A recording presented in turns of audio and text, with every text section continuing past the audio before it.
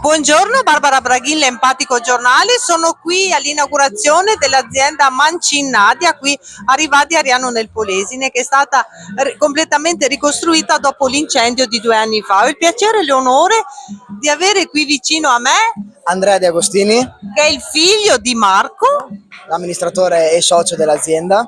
e quindi tu sei la nuova generazione di questa azienda appunto che tratta il settore ittico. Esatto. Allora, raccontaci un po' di questa tua esperienza professionale di questa nuova azienda. Allora, è da circa 8 anni che sono all'interno dell'azienda. Ho iniziato con i vari reparti tra il decongelamento e l'etichettatura, facendo un piccolo step anche nel controllo qualità, per un attimo immedesinarmi anche nel lavoro degli altri. Poi sono passato al commerciale da circa 6 anni e diciamo che provo a vendere.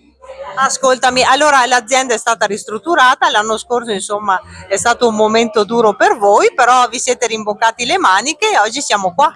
Oggi siamo qua con dei grandi obiettivi, sia di fatturato che anche morali, perché comunque abbiamo una nuova azienda, una nuova struttura e siamo sempre più spronati nel nuovo lavoro e nell'andare avanti, e anche con l'idea di portare sulle tavole degli italiani dei nuovi prodotti.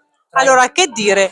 Io vi faccio tanti auguri e tanti complimenti, questo è il territorio del Basso Polesine, anzi Delta del Po. Che dire, l'Empatico Giornale vi augura serenità business e buon lavoro. Barbara Braghin, l'Empatico Giornale e Andrea De Agostini, Mancinnadia. Mancinnadia, azienda del settore ittico. Ittico. Ciao!